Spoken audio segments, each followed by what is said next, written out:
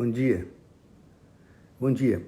Eu vim aqui com uma certa ansiedade, porque eu acabo de ler no jornal inglês The Guardian, uma matéria, está aqui, ó, essa aqui. Estão vendo ali? Dark Arts of Politics. É sobre o submundo da política.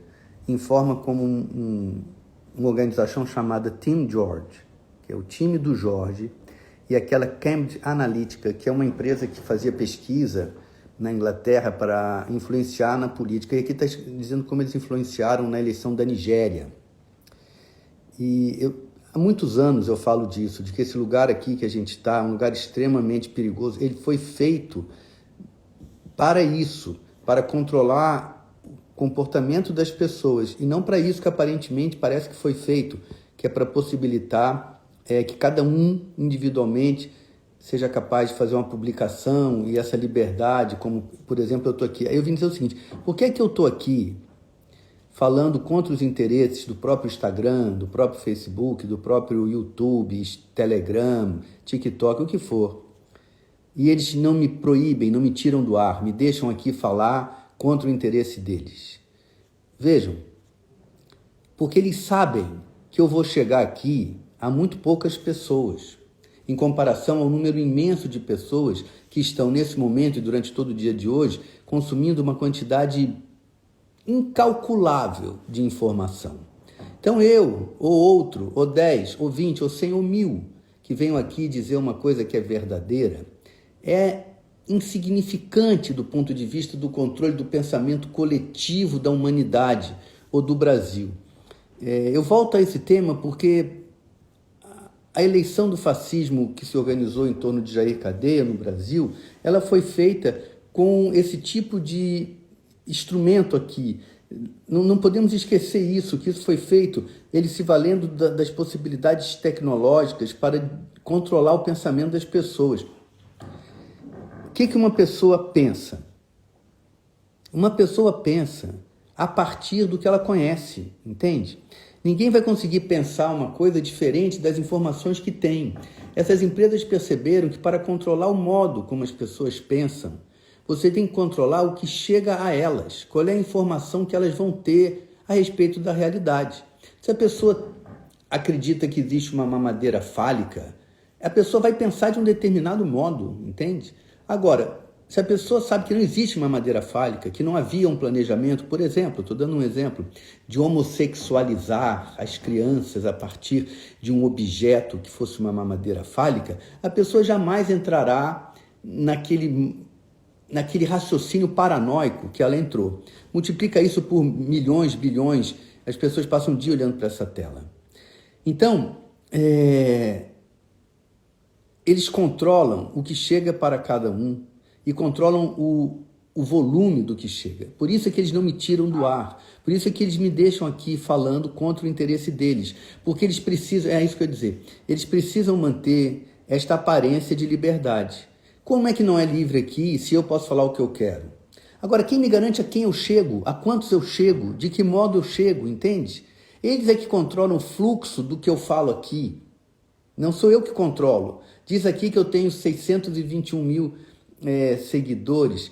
Eu já odeio essa palavra, seguidores, parece que é uma seita, né? Parece que eu sou um guru e eu tenho seguidores. Eu digo, eu tenho aqui amigos de conversa. Eu duvido que eu chegue a esse número de pessoas. E, enfim, nós estamos engatinhando em nos defender disso aqui. Engatinhando.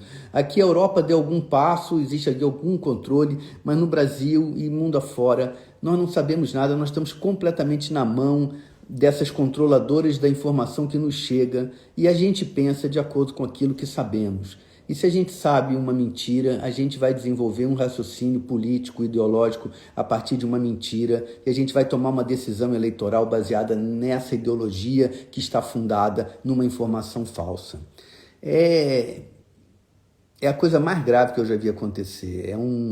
Talvez apenas a indústria bélica seja tão perigosa quanto essa indústria aqui, onde todos nós estamos, porque eles nos atraíram para cá com o maior sonho do ser humano, que é a liberdade. Está todo mundo aqui iludido que é livre. Mas, ao mesmo tempo, e nisso eles foram muito sábios, usufruindo de alguma possibilidade de expressão. né? Estou eu aqui. Como é que eu falaria antes disso? Eu teria que dar uma entrevista. E eu só daria uma entrevista porque me tornei uma pessoa, por conta inerentemente do meu trabalho na televisão, uma pessoa conhecida, então dá entrevista. E aí, então eu poderia falar alguma coisa parecida. Mas aqui não preciso de entrevista, não preciso de jornal nenhum, de jornalista, de ninguém. Eu abro o meu telefone, tenho uma conexão de internet e entro ao vivo e falo o que eu quero, o que eu penso. Não há, aparentemente, nada mais parecido com a liberdade do que isso aqui. O controle não está em controlar o que eu digo. O controle está em limitar as pessoas a quem eu chego.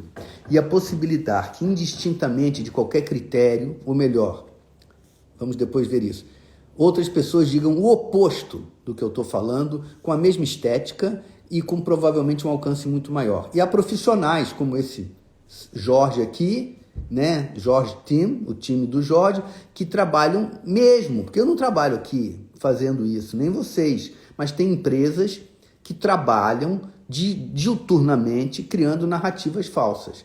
Que chance temos nós, que estamos dizendo a verdade, ou pelo menos a verdade do que pensamos, contra a produção industrial de mentiras? Nenhuma. É por isso que eu estou aqui falando sem parar e não vão me tirar do ar, porque é muito pouco eficiente a possibilidade do que eu digo aqui. É muito pouco ineficiente. Não chega a vocês. Vocês comentam com alguém, mas nós somos 220 milhões no Brasil. O que uma conta com 600 mil amigos pode conseguir contra essa multidão? Agora estamos melhores, porque saiu do poder o grupo fascista de Jair Cadeia. Mas eles estão no Estado, estão nos parlamentos, estão todos metidos aí. E estão usando essas ferramentas permanentemente. E isso é o mais complicado para mim, há uma negligência da imprensa oficial em relação à apuração de uma verdade menos comprometida com o interesse dos patrões. Então, a grande resistência a essas mídias antissociais, que seria a imprensa organizada, ela também é uma resistência comprometida, digamos assim. Ou seja, eu não sei como resolver esse problema, eu só sei que a gente não pode viver fingindo que isso não é um problema, fingindo que estamos livres, fingindo que nós estamos tendo liberdade para pensar, porque nós não estamos tendo, nós estamos pensando de acordo com a informação que nos chega, e a informação que nos chega é extremamente tendenciosa, muitas vezes é mentirosa, é meramente uma falsificação, são fatos que nunca se passaram e por aí vai. Como eu tenho dito, o que aconteceu conosco é que hoje, para alguém saber a verdade, a pessoa tem que ser um estudioso, tem que ser um erudito, tem que cair dentro de uma biblioteca e saber discernir entre um bom livro e um mau livro e estudar horas por dia. O problema é que quem tem dinheiro e tempo para estudar o dia inteiro? Ninguém tem. Todo mundo tem que trabalhar, todo mundo fica uma hora dentro do transporte público, indo para casa e voltando, indo para o trabalho e voltando para casa. A vida é difícil, as pessoas não têm dinheiro para se tornarem um especialista na realidade. A realidade teria que ser evidente, de acesso fácil para todo mundo, mas ela não se tornou. Eu mesmo tenho estudado assuntos, por exemplo, sobre os modos como se organizou a escravidão no Brasil, que eu não aprendi na escola. Eu não aprendi na escola, nem aprendi lendo os jornais. Eu tive que cair dentro de livros e livros para entender a realidade do que isso foi, e não o conto de fadas que nos contam. Um exemplo, é assim milhares. Fica aqui esse desabafo de preocupação e esse alerta. O jornal é em inglês, eu aprendi inglês muito tarde na vida, então sei que muita gente não consegue ler inglês. Eu comecei a estudar inglês com 40 anos de idade.